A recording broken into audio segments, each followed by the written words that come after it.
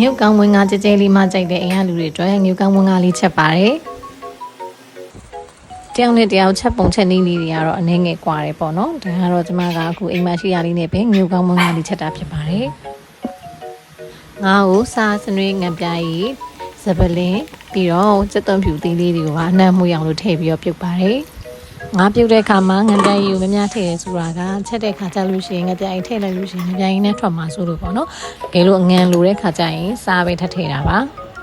ငါးစီတက်ဖို့အတွက်ကိုတော့စက်သွန်ဖြူထောင်းလာတာရယ်စပလင်းထောင်းလာတာရယ်နဲ့ဂျင်းကိုတော့နည်းနည်းလေးပဲသုံးတယ်ပေါ့နော်ပြီးရင်တော့စနွေးမုတ်တာမှကျမစနွေးမုတ်ထည့်တာနည်းနည်းများသွားတယ်တကယ်ဆိုစနွေးမုတ်ကလေးကိုနည်းနည်းလေးပဲထည့်ရမှာပေါ့နော်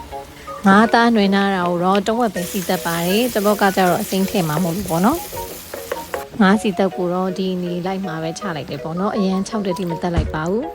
ပြီးရင်တော့ရေနွေးတင်ထားရတဲ့ကိုစံကြက်မှု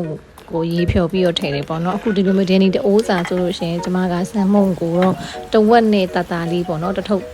ငွေတထုပ်ကတဝက်တတာလေးပဲထည့်ပြီးတော့သုံးထားပါတယ်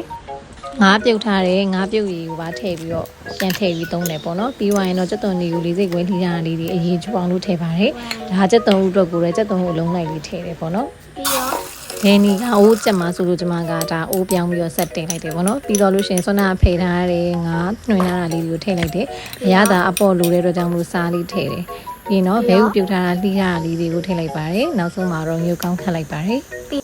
အိမ်မှာရှိရလေးပဲချက်လိုက်တဲ့အတွက်ကြောင့်မလို့မပြုတ်တော့မပါဝါဘူးပေါ့နော်စားကြပါဦးဗျာ